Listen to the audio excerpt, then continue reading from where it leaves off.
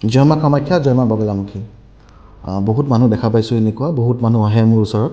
তেওঁলোকে কয় কি যে এতিয়া চাকৰি কৰি আছোঁ, কিন্তু আমি দীক্ষাটো ৰিটায়াৰমেণ্টৰ পিছত ল'ম, তন্ত্ৰ মাৰ্গত, বা ৰিটায়াৰমেণ্টৰ পিছত আমি ভগৱানৰ কাৰণে ভক্তি কৰিম।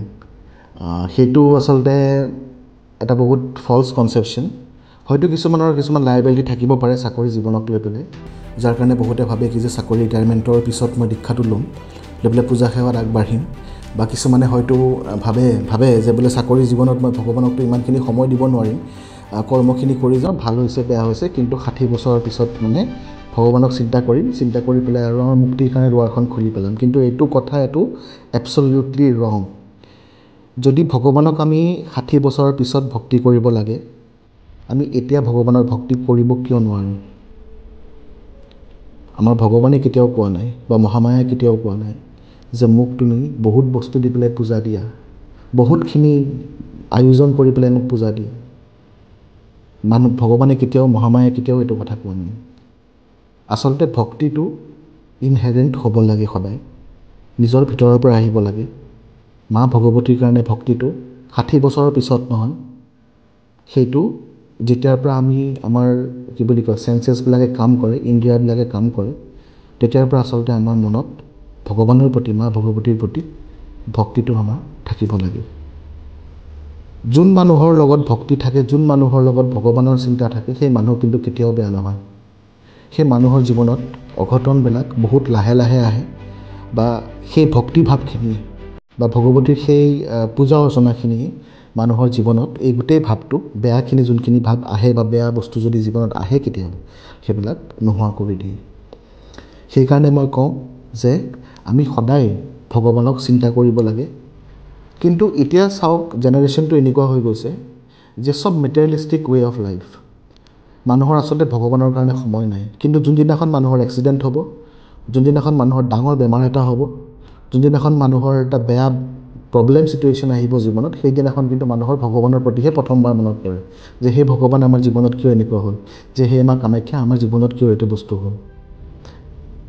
সেই বস্তুটো নকৰি পেলাই আমি যদি সদায় ভগৱতীক যদি আমি আমি যদি ধ্যানত যদি ভগৱতীক আমি ৰাখোঁ, আমাৰ জীৱনত কিন্তু এই বেয়া কথাবিলাক বহুতখিনি কমি যাব।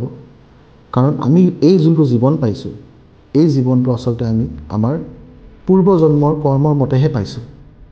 আৰু আমি মানুহ হিচাপত জন্ম যে হৈছোঁ, এইটো এটা মহামায়াই ভগৱতীয়ে বহুত ডাঙৰ এটা সুযোগ আমাক দিছে, যাতে আমি তেওঁক সিদ্ধি কৰিবৰ কাৰণে পাৰোঁ, তেওঁক প্ৰাপ্তি কৰিবৰ কাৰণে পাৰোঁ। আমাৰ মূল উদ্দেশ্যটোৱে হৈছে যে ভগৱতী প্ৰাপ্তিৰ উদ্দেশ্য।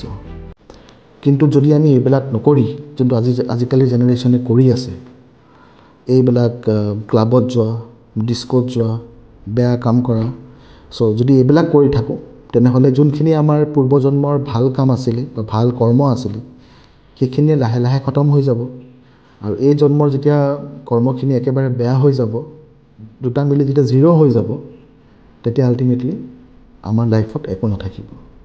সেইকাৰণে মোৰ আহ্বান সকলোকে, স্পেচিয়েলি য়ং জেনেৰেশ্যনক, যাতে সকলোৱে আহি পেলাই ভগৱতীক, মা কামাখ্যাক চিন্তা কৰক, তন্ত্ৰ মাৰ্গত আহি ভগৱতীক যাতে চিন্তা কৰি, অৰ্চনা কৰি, পূজা বন্দনা কৰে। নহ'লে কিন্তু এতিয়া কলিযুগ, আৰু কলিযুগৰ আয়ুসটো হ'ল 4,32,000 বছৰ। শ্ৰীমদ ভাগৱতত কোৱা আছে এই কথাটো। এতিয়া আমি ভগৱান শ্ৰীকৃষ্ণৰ বৈকুণ্ঠ প্ৰয়াণৰ পিছত মাত্ৰ 5,000 বছৰহে অতিক্ৰম কৰিছোঁ। এতিয়াও 4,26,000 বা 27,000 বছৰ বাকী আছে।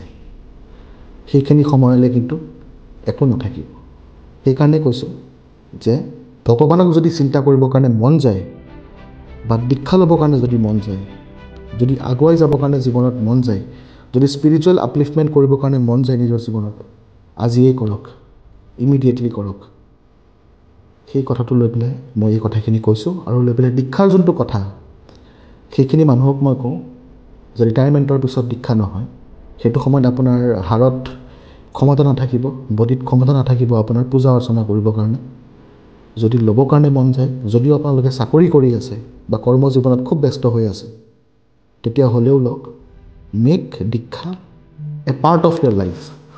Make Diksha A part of year life. নিজৰ জীৱনৰ এটা পাৰ্ট বনাওক। যেনেকৈ আমি ৰাতিপুৱা শুই উঠি পেলাই মোবাইলটো চাওঁ, সেনেকৈ এটা নিয়ম বনাওক। সকলোকে আহ্বান জনাইছোঁ যাতে ৰাতিপুৱা শুই উঠিয়ে যাতে ভগৱতীক স্মৰণ কৰে আৰু নিজৰ কামখিনি আগুৱাই লৈ যায়। তেতিয়াহে কিন্তু মানুহৰ জীৱনটো সফল হ'ব। নহ'লে কিন্তু মই বাৰে বাৰে কৈ থাকোঁ, আমাৰ জীৱনটো পশুতকৈ কিন্তু উত্তম নহ'ব কেতিয়াও। জয় মা কামাখ্যা।